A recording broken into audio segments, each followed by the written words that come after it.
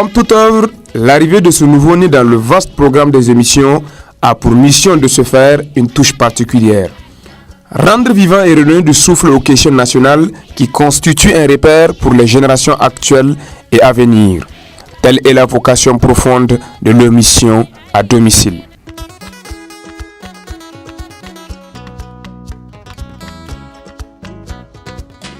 La Commission économique des Nations Unies pour l'Afrique de l'Ouest a un nouveau patron au Niger. Il s'appelle Dimitri Sanga. Né en 1964 en République démocratique du Congo, Dimitri Sanga est de nationalité canadienne. Il est à la tête d'une institution créée en 1958 comme l'une des 5 commissions économiques continentales des Nations Unies et relève administrativement du siège de l'Organisation des Nations Unies, ONU. Spécialité en sciences chimiques à l'Université de Kinshasa, en République démocratique du Congo, ça c'est en 1987. Titulaire d'un baccalauréat en sciences appliquées à l'Université de Laval en 1993, maîtrise en sciences économie, option économétrie à l'Université Laval toujours en 1995. Dimitri Sanga est docteur en sciences économiques depuis 1999. Sa mission, c'est de renforcer la coopération et l'intégration sous-régionale en Afrique de l'Ouest. Retenez donc que le débat à domicile reste entièrement dominé par l'économie cette semaine. Docteur Dimitri, bonjour. Bonjour. Merci d'être l'invité de l'émission à domicile. Alors cette semaine, nous allons essentiellement parler des questions économiques du point de vue de la Commission économique pour l'Afrique, la CEA. Alors dites-nous, c'est quoi la CEA ? La Commission économique pour l'Afrique, comme vous le savez sûrement, mais je le rappelle à l'intention des téléspectateurs, c'est l'une des 5 commissions du secrétariat des Nations Unies qui s'occupe essentiellement des problèmes ou des questions de développement économique et social, et principalement pour la région africaine. Il existe 5 commissions économiques régionales, une pour l'Asie, le Pacifique, une pour l'Amérique latine et les Caraïbes, nous en avons une pour l'Europe et évidemment la Commission économique pour l'Afrique, dont le siège se trouve à Addis Abeba, en Éthiopie, depuis 1958. Qu'est-ce que cette commission fait ? Principalement, elle est chargée d'articuler la réflexion sur tout ce qui est problème qui touche le développement économique et social de notre continent. Je voudrais ici prendre l'exemple du tout dernier sommet des chefs d'État et de gouvernement africains qui se passe à Malabo, qui se tient sur un sujet très très important pour le continent africain. Il s'agit de la sécurité alimentaire. Avant d'aller à ce sommet, certaines institutions sous-régionales, régionales, dont la CEA principalement, préparent des documents sur lesquels la réflexion va être basée. Par exemple, il est très clair que sur ce continent où nous détenons 16% de toutes les terres arables du monde, lesquels 16%, 60% des terres arables inutilisées au monde sont sur ce continent. Il est paradoxalement pas très important de commencer à entendre parler de famine, d'insécurité alimentaire. Voilà un certain nombre de questions sur lesquelles les chefs d'État se penchent. Et avant qu'ils n'aillent là-bas, ils se basent sur des recherches, sur de la réflexion qui est faite par plusieurs organismes, et principalement la Commission économique des Nations Unies pour l'Afrique. Voilà un exemple de choses que la CEA fait. Alors, quelle est vraiment la vision de la CEA ?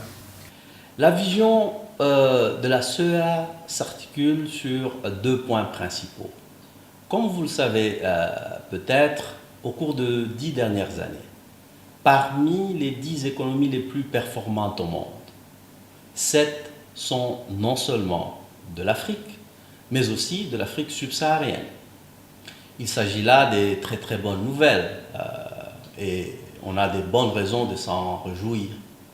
Par contre, si on regarde si on se promène à travers nos capitales, à travers nos régions, dans nos différents pays, on va voir que les populations font encore face aux problèmes de pauvreté. Ils font encore face aux problèmes de manque d'eau potable. Ils font encore face aux problèmes de manque de centres de santé. Donc, même si nous avons expérimenté sur ce continent des taux de croissance parmi les plus enviables au monde, il nous reste beaucoup à faire pour transformer cette croissance économique en amélioration des conditions de vie des populations africaines.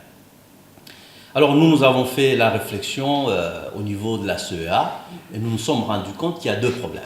Le premier, si nous nous référons aux pays ou aux régions du monde comme l'Asie qui ont connu des taux de croissance fulgurants, qui ont amélioré les conditions de vie de leur population au cours de 20-30 dernières années, ces pays, ces régions ont eu des taux de croissance de plus de 10%, lesquels ont été maintenus à ce niveau pendant plusieurs années, pour que cela puisse se transformer en amélioration des conditions de vie dans leur maison, dans leur pays. Donc, les près de 6% qu'on a fait au cours de 10 dernières années n'est pas suffisant. Nous nous disons qu'il faut qu'on amène les États africains à faire des taux de croissance plus élevés que ça. Nos calculs à la CEA montrent qu'un taux de croissance minimum de 7% pour les pays africains pendant plusieurs décennies peut nous amener à améliorer les conditions de vie des gens. Deuxièmement, si on regarde dans les détails la composition de cette croissance économique, on va voir qu'elle est principalement marquée par l'exportation des produits de base, des matières premières. Le plus gros, ce sont les combustibles, le pétrole, Nigeria, Angola, l'Algérie. Dans le cas du Niger, on parle de l'exportation de l'uranium, ainsi de suite. Et il y a aussi de l'autre côté les produits miniers comme le cobalt en République démocratique du Congo, le cuivre en Zambie. Ce sont tous des biens qui sont produits sur ce continent mais qui sont exportés de manière brute.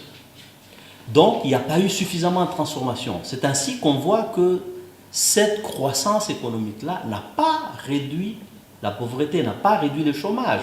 Parce que ça crée de l'emploi là où on va transformer ces produits de base-là. Donc ce que la CEA prône, c'est une transformation structurelle de nos économies de telle sorte que nous commencions à faire de la valeur ajoutée. Par exemple, au lieu que la Côte d'Ivoire et le Ghana, qui sont parmi les plus grands producteurs de cacao au monde, au lieu qu'ils puissent exporter du cacao, on aimerait qu'ils puissent exporter du chocolat. On aimerait qu'ils puissent exporter du Nescafé, des produits de cacao. En faisant cela, ils vont créer de l'emploi, ils vont créer des revenus pour les petites et moyennes entreprises africaines. Voilà un petit peu la vision de la CEA qui se résume en une transformation structurelle des économies africaines. Alors, la coordination sous-régionale, est-ce que c'est parce que le Niger aujourd'hui a de l'uranium ou produit du pétrole que le choix s'est porté sur lui par rapport au siège? Le siège, comme vous le savez, la CEA, je le disais, qu'elle a été créée en 1958 et le siège de la CEA pour l'Afrique de l'Ouest est ici depuis 1963. De fait, lorsqu'on a créé la Commission économique pour l'Afrique, comme vous le savez, nous avons notre pendant politique qui est l'Union africaine, qui existait à l'époque sous le nom de l'Organisation de l'Unité africaine. Cette organisation qui est d'ailleurs née dans les locaux de la CEA à Addis Abeba. La CEA est là. Une précision, docteur. Oui. Est-ce que c'est l'OUA qui a accouché de la CEA ou bien c'est la CEA qui a accouché de l'OUA? L'OUA est née de la volonté des chefs d'État et des gouvernements africains de l'époque, mais ça s'est passé dans l'enceinte de la CEA. Donc la CEA est là bien avant l'OUA. La CEA est là en 1958. L'OUA est née en 1963 au sein des bureaux de la CEA à Addis Abeba. Alors, à l'époque, la vocation de l'OUA, c'était paix et sécurité principalement. Parce qu'il fallait faire en sorte que les États qui n'étaient pas encore souverains puissent avoir la souveraineté.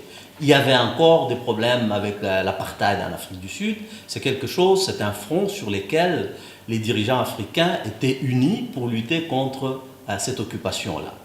Maintenant, la CEA, pour se rapprocher des pays, a créé 5 bureaux sous-régionaux. Il y en a pour l'Afrique du Nord, qui est basé à Rabat, pour l'Afrique de l'Est, qui est basé à Kigali, au Rwanda, pour l'Afrique australe, qui est basée à Lusaka, en Zambie, pour l'Afrique centrale, basée à Yaoundé, au Cameroun. Tous ces 5 bureaux régionaux se rapprochent donc des États membres à travers les communautés économiques régionales. Et la communauté économique régionale par excellence dans notre région, c'est la CEDEAO. Donc, il n'est pas étonnant que le bureau de la CEA s'est positionné pas très loin d'Abuja, où il y a le bureau de la CEDEAO. Parce qu'il y a des synergies à être ensemble avec cette organisation sous-régionale. Ce sont les chefs d'État et de gouvernement qui, politiquement, se sont assis et puis ont décidé que le bureau de la CEA va se trouver à Niamey. Et jusque-là, nous avons été très très bien servis par notre pays hôte. Alors, les économies des pays africains en général et celles de l'Afrique de l'Ouest en particulier connaissent aujourd'hui un certain nombre de performances. Parlez-nous de cette démarche. Cette démarche est très très simple. Il n'y a pas eu seulement le fait que les économies émergentes, je parle ici de la Chine, je parle de l'Inde, je parle des autres économies émergentes, qui ont un appétit de plus en plus grandissant de matières premières pour se développer. Il leur faut de l'énergie, donc ils viennent prendre notre pétrole brut.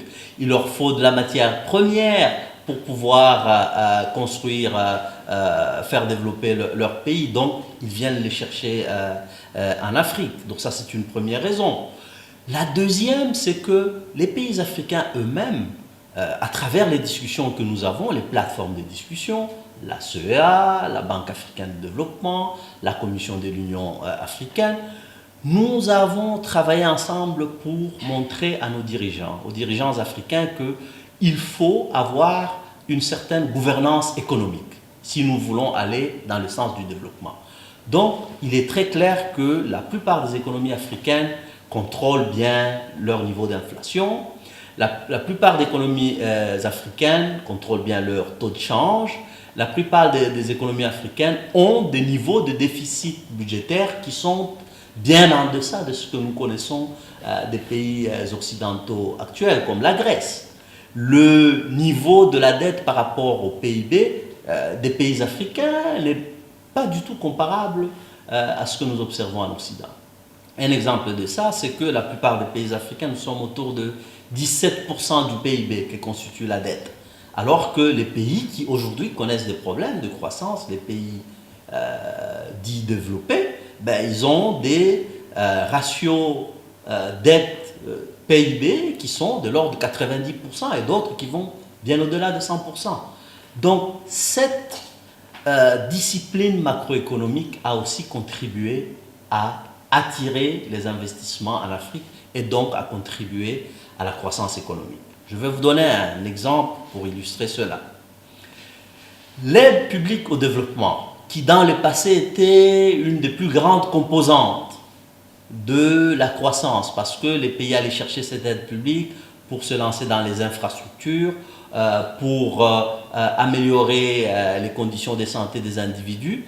Cette aide publique au développement aujourd'hui, elle est plus ou moins égale à l'investissement direct étranger, c'est-à-dire des entreprises, des firmes, des banques étrangères qui sont attirées par le rendement qu'il y a en Afrique.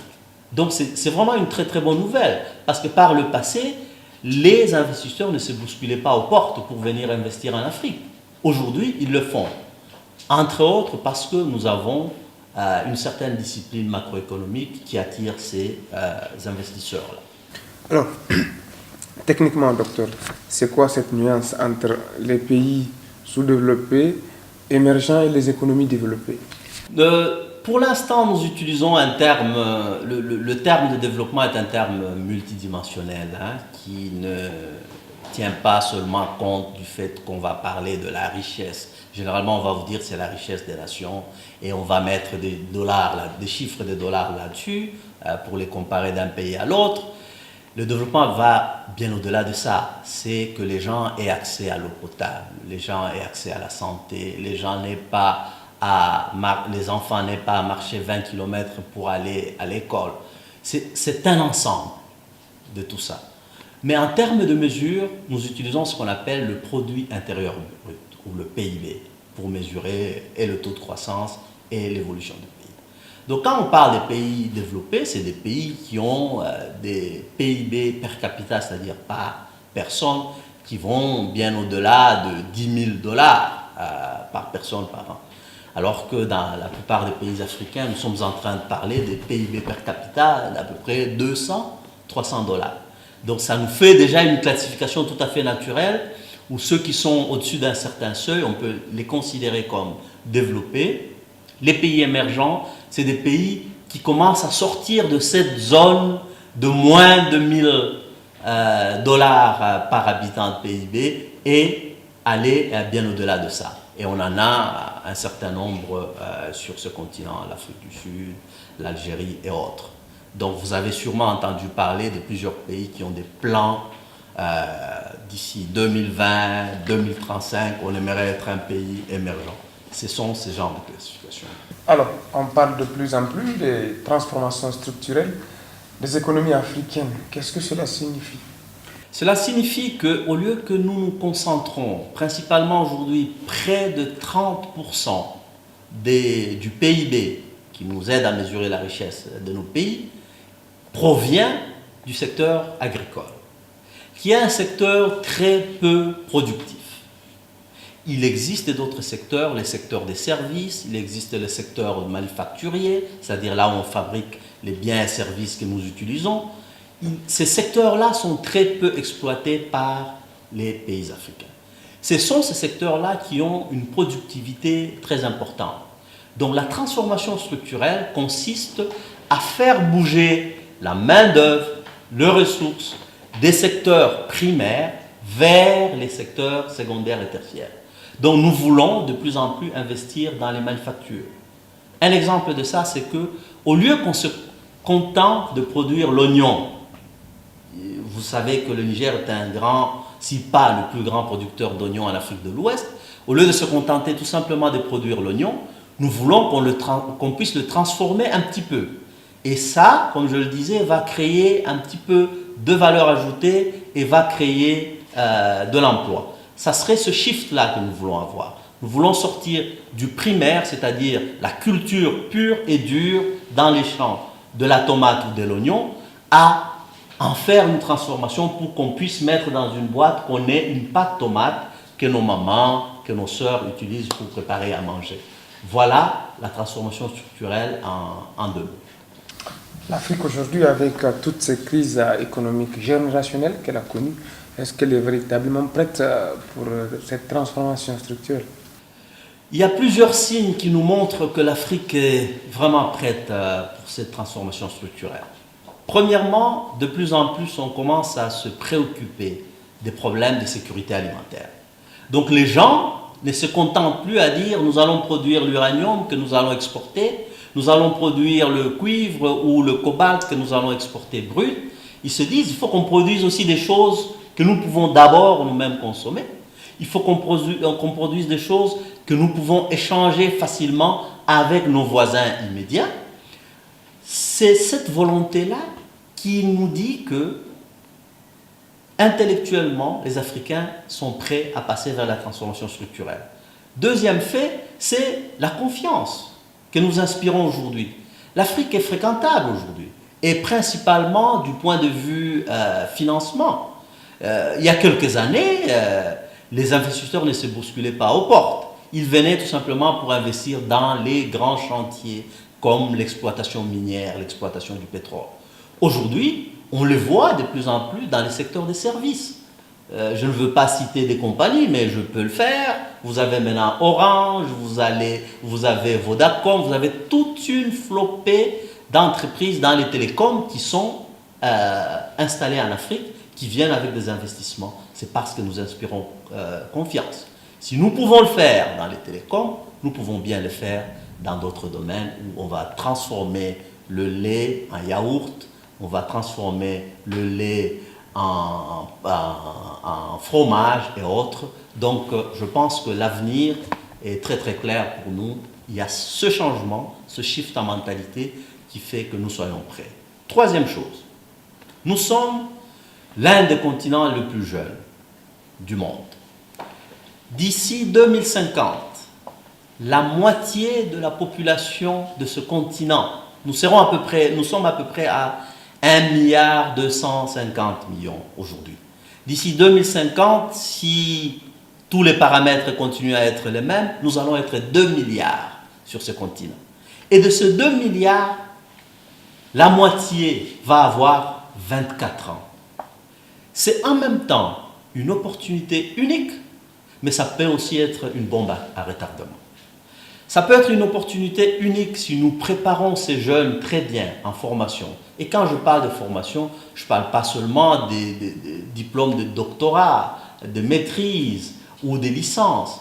On parle principalement pour que nous allons vers cette transformation d'une masse critique de techniciens, des gens qui savent utiliser leurs mains ou les machines ordinaires pour pouvoir transformer les biens et services. Si nous investissons dans ça, cette jeunesse, qui sera la moitié de la population d'ici 2050, va être un atout pour nous. Parce qu'il y aura délocalisation de la production des biens et services de partout au monde vers l'Afrique. Parce que aussi, la main-d'œuvre coûte moins cher sur ce continent. Mais si cette population jeune n'est pas préparée par la formation à avoir les compétences qu'il faut pour pouvoir absorber cette délocalisation des entreprises qui aura lieu, eh bien, elle n'aura tout simplement pas lieu. Et ces jeunes, on va les retrouver dans la rue, ça va être des manifestations chaque jour. C'est une bombe à retardement. Voilà. La CEA intervient dans les questions du changement climatique. Quel rapport avec la sécurité alimentaire? Comme vous le savez, au cours des 50 dernières années, il y a eu beaucoup de variabilité dans le climat. Même si les scientifiques ne s'entendent pas sur les chiffres exacts de l'augmentation de la température sur Terre, il est très clair que la tendance est à la hausse. Nous avons constaté que dans des zones qui jadis il n'y avait pas de précipitations, aujourd'hui il y en a. Dans des zones où il y avait des précipitations abondamment dans le passé, aujourd'hui il n'y en a plus.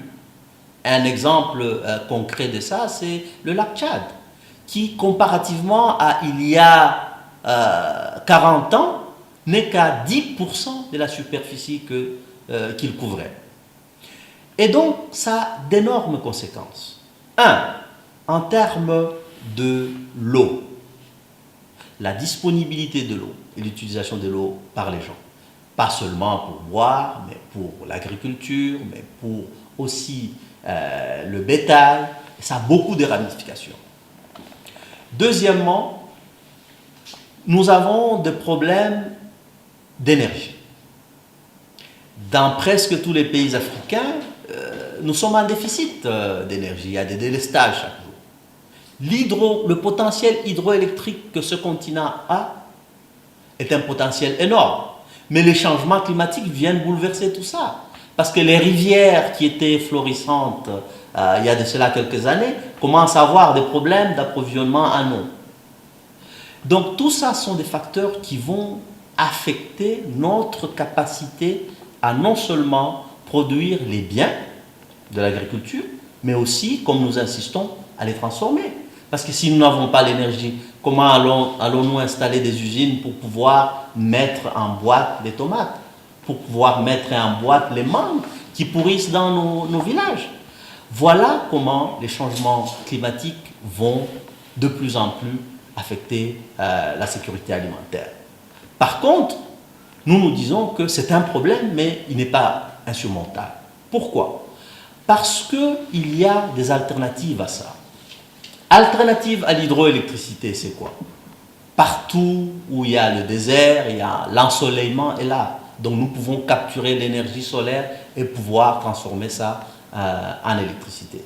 Nous pouvons utiliser la biomasse. pour pouvoir produire l'électricité.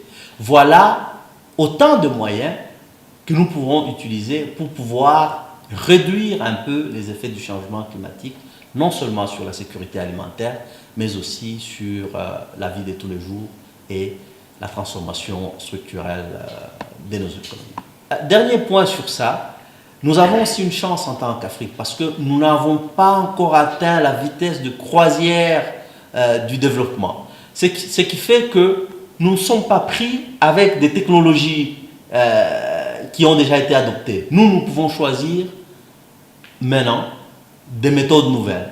Par exemple, la France est déjà prise pour produire son électricité. Elle a déjà construit énormément de centrales nucléaires et tout ça.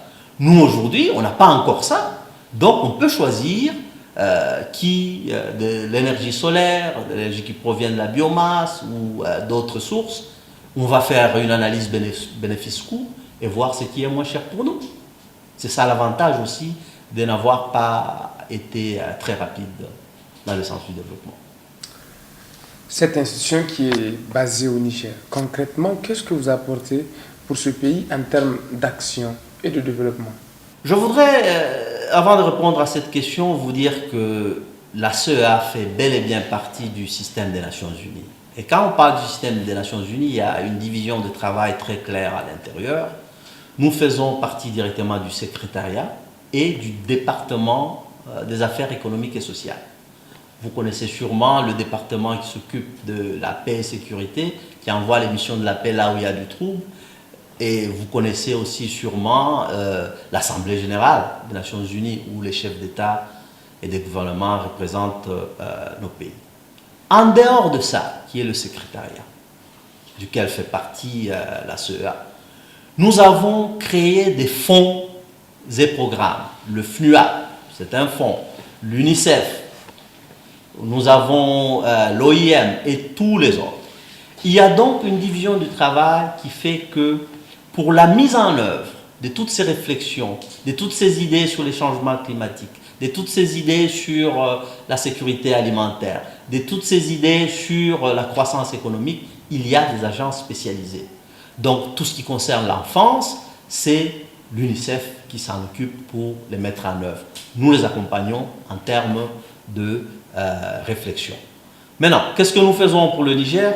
Premièrement, ce que nous savons faire le mieux en tant qu'institution qui s'occupe de la réflexion et de la diffusion des connaissances. Nous contribuons à préparer non seulement le Niger, mais aussi tous les pays de la région de l'Afrique de l'Ouest lorsque on a des grands rendez-vous. Par exemple, il y a des réflexions en cours maintenant pour les objectifs du millénaire pour le développement après 2015. Comme vous le savez, les objectifs actuels vont arriver à terme en 2015. On a déjà commencé à réfléchir à l'après 2015. Et pour faire ces réflexions-là, nous, en tant que CEA, nous préparons les pays avant qu'ils n'aillent à New York où cela va être discuté au niveau global. Lorsqu'il y a des discussions au niveau de l'Union africaine sur la sécurité alimentaire, vous vous rappelez sûrement qu'à Maputo, les chefs d'État et de gouvernement avaient décidé d'allouer 10% de leur budget à l'agriculture pour pouvoir adresser les défis reliés à la sécurité alimentaire. Eh bien, les documents de réflexion qui ont amené à de telles décisions ont été produites, entre autres, par la CEA. Donc, nous aidons directement le Niger, et à travers le ministère du Plan, à réfléchir sur un certain nombre de dossiers. Pratiquement, par exemple, nous avons 2 projets en cours. Un, c'est de préparer un plan de développement régional pour la région des DIFA, que nous avons lancé avec la ministre déléguée à la décentralisation il y a de cela 1 mois à peu près. Et deuxièmement, nous travaillons sur la mise en place de ce qu'on appelle un système d'information géographique.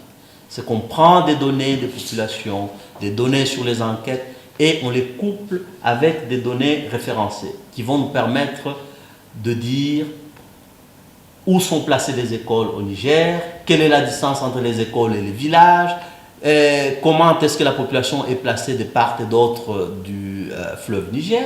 Ça a beaucoup d'implications. Hein. Quand il y a les inondations, nous devons être à mesure de dire aux gens, il ne faut pas construire les maisons en déant cette distance. Et cela ne peut être fait qu'avec des systèmes importants comme les systèmes d'information géographique. On vient juste de compléter un atelier de 2 jours avec toutes les parties prenantes à ce système-là, dont l'INS du Niger, les services géographiques du Niger et les autres partenaires, les autres ministères, incluant le ministère du Plan, en ce sens-là. Alors, vu tout ce que vous faites aujourd'hui, comment comptez-vous aider le Niger surtout à rompre avec la pauvreté qui est pratiquement une tradition? Je pense que le Niger, comme tous les autres pays africains, comme je le disais, nous sommes vraiment à la croisée des chemins. Nous sommes à la croisée des chemins parce que nous bénéficions, de la confiance de plus en plus accrue des investisseurs, que ce soit les investisseurs nationaux, que ce soit les investisseurs internationaux. Nous bénéficions aussi des cours des matières premières au niveau international parce qu'il y a un appétit de plus en plus grand pour les matières premières que nous avons. Ce que nous prenons, ce sur quoi nous allons travailler énormément avec le Niger, c'est de prendre les revenus de ces ressources-là et pouvoir les mettre dans le social, l'éducation, la santé et autres. Il y a déjà beaucoup d'efforts qui ont commencé à être faits dans ce sens-là, avec l'initiative 3N, par exemple. C'est une initiative qui vise à réduire la dépendance des populations nigériennes de l'aide internationale en termes de nourriture. Il y a beaucoup qui se fait en termes de pouvoir faire des forages et puis mettre à la disposition des cultivateurs de l'eau. Il y a beaucoup qui est fait dans le sens de pouvoir mettre à la disposition des cultivateurs des tracteurs. J'en ai vu qui vont être distribués dans plusieurs districts. Donc, il y a déjà des efforts en cours que nous allons accompagner, non seulement la CEA, mais le système des Nations Unies dans son ensemble. Nous sommes pratiquement à la fin de cette émission. Docteur Dimitri, qu'est-ce que vous avez comme message particulier? Le message particulier que j'ai pour l'Afrique, c'est que nous sommes à la croisée des chemins. Et nous avons des atouts. Un des atouts le plus important que nous avons actuellement, c'est la jeunesse de notre population. Comme je le disais, d'ici 2050, la moitié de la population de ce continent, qui va se chiffrer à peu près 2 milliards d'individus, va avoir moins de 24 ans. Il s'agit d'un atout indéniable pour nous. Et si nous voulons que cette population jeune puisse nous aider à amener l'Afrique là où les pères des indépendances, là où les pères de l'Organisation des Nations Unies, de l'OUA voulaient l'amener, il faut qu'on prépare ces jeunes-là, entre autres par la formation. Et quand on parle de formation ici, il ne faut pas voir tout simplement la formation au niveau tertiaire. Il faut qu'on forme de plus en plus de techniciens, des gens qui sont capables de résoudre les problèmes auxquels on fait face au jour le jour. Et finalement, la paix. Pour qu'on fasse tout ça, il va falloir que les Africains s'asseyent et qu'ils fassent en sorte qu'il y ait la paix et la concorde. C'est la condition sine qua non pour que nous puissions aller vers le chemin du développement. Merci. C'est moi qui vous remercie.